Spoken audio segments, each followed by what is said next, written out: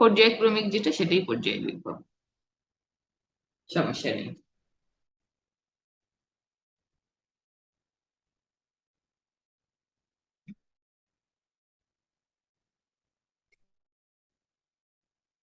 তো charge দেওয়া আছে, বিভবের রাশিমালা কি বলতো? ধরো Q1 আর Q2 চার্জ আছে।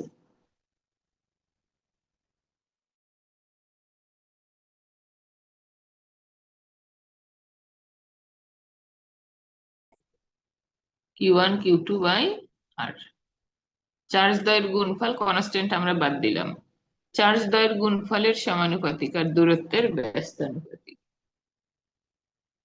আচ্ছা, সাপোজ এখানে একটা পরমাণু, ও একটু দূরে আমার রাখতে হতো, এটা কেটে দেই। কেটে দিলাম, হ্যাঁ একটু দূরে রাখতেছি। একটু দূরে, সমান সমান ডিস্টেন্সে।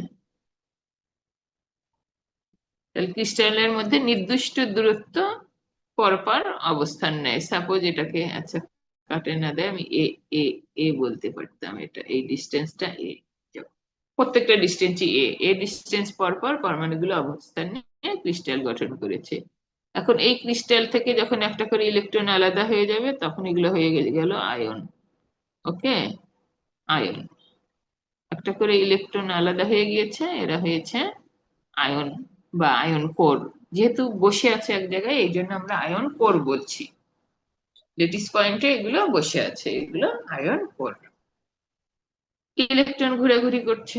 হ্যাঁ, এখন ইলেকট্রনটা এই মুহূর্তে এই আয়ন কোরের উপরে অথবা এই বরাবর আসছে। ধরো এই বরাবর কোন এক জায়গায় এই বরাবর আসছে।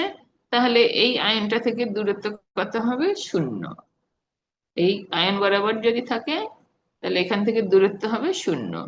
তো এখানে তুই যদি 0 বসাও, সামথিং বাই 0, ভি কি হবে? ইনফিনিটি।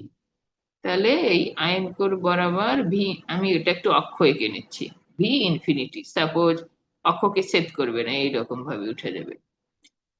এরপর ইলেকট্রনটা এই আয়ন কোর থেকে দূরে যাচ্ছে, তার মানে কি দূরত্ব বাড়ছে। এই ফর্মুলায় বসাও, দূরত্ব বাড়লে কি হবে? বিভব কমবে। বিভব কমবে। আর দেখো, আয়ন কোর হচ্ছে ধনাত্মক, ইলেকট্রন ঋণাত্মক, কাজেই বিভব হবে মাইনাস। তো আমার কথা বোঝো, ইলেকট্রন ঋণাত্মক, আয়ন কোর ধনাত্মক, কাজেই বিভব হবে প্লাস মাইনাস মাইনাস। এই জন্য আমরা নিচের দিকে রাখতেছি। তাহলে ইলেকট্রনটা আয়ন কোর থেকে যত দূরে যাবে, ডিস্টেন্স বাড়বে, এই আর এর মান বাড়লে বিভব কমবে। হ্যাঁ, আর এর মান বাড়লে বিভব কমবে। আর অনেক দূরে যখন যাবে, ইনফিনিটি হলে কেবলমাত্র ভি এর মান 0 হবে, কিন্তু ডিস্টেন্স তো আর ইনফিনিটি হয় না, শূন্যের কাছাকাছি, শূন্য আর হচ্ছে না। হ্যাঁ, আচ্ছা। এরপর মাঝখানে যখন আসলো তখন ম্যাক্সিমাম ডিস্টেন্স। এখন মাঝখান পার হলে আবার তখন মিথস্ক্রিয়া বেশি হবে এটার সাথে, আর এর এর দ্বারা মিথস্ক্রিয়াটা তখন নগণ্য হবে। তখন এই আইন থেকে দেখো কাছে আসবে, এই আইনের কাছে যখন আসবে তখন এর সাথে মিথস্ক্রিয় বিভব বেড়ে যাবে।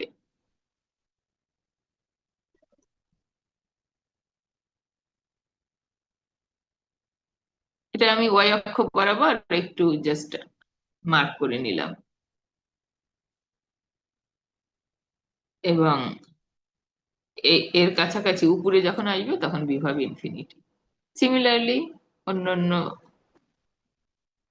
গ্রাফ গুলো।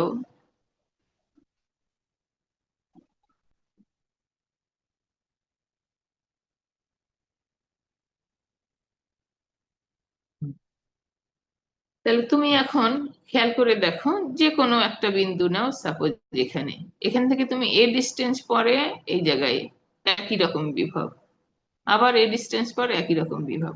অথবা তুমি এই মধ্যবিন্দু ধরো, এখানে যে বিভব এ ডিস্টেন্স পর সেম, এ ডিস্টেন্স পর সেম, সিমিলার বিভব, নেচার এবং মান একই। এই কারণে এগুলোকে পর্যায় বিভব বলা হয়। তার মানে যে বিভব হচ্ছে একটা নির্দিষ্ট দূরত্ব পর পর একই মান ধারণ করে, তাকে পর্যায় বিভব বলা হয়।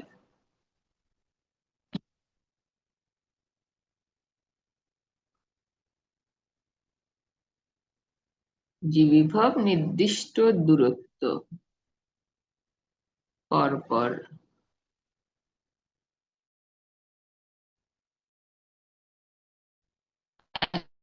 কি মান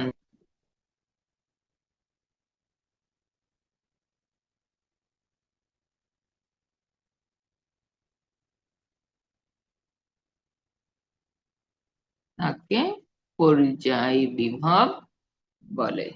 এটা সবাই আঁকো, এটা এই চ্যাপ্টারের বেসিক। যেমন পর্যায় বিভবকে ভি ফাংশন অফ এক্স দিয়ে যদি লেখো, তাহলে V function of X equal to হতে হবে V function of X plus A, যখন এটা হচ্ছে পর্যায়। ওকে, এটাকে বলা হবে পর্যায়। এ পর্যায় পর পর একই মান ধারণ করছে।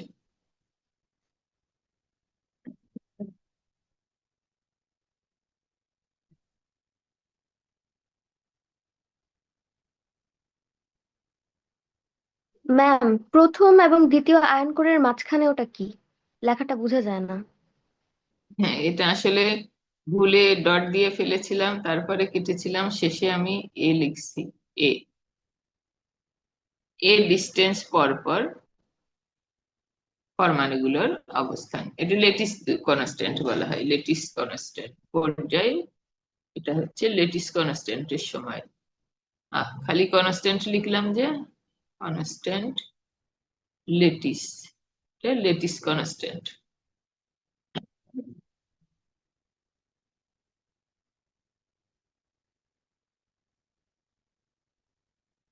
সাইড বলো, পর্যায় বিভব কাকে বলে? সাইড।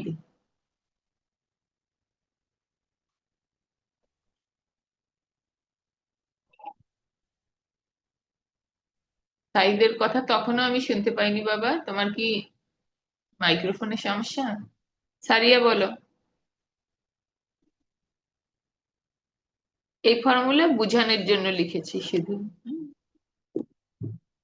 সারিয়া, পর্যায় বিভব কি?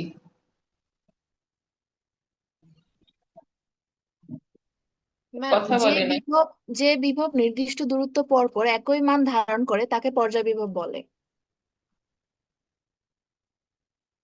এটার গাণিতিক রাশিমালা বলো। গাণিতিক রাশিমালা বলো, কিভাবে আমরা গাণিতিক ভাবে এটা বলবো।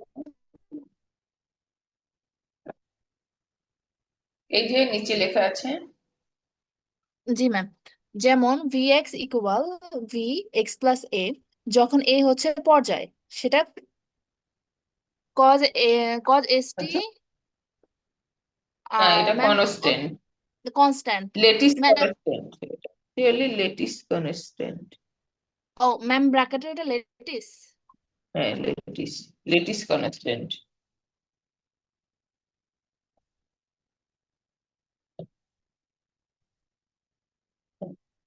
ঠিক আছে।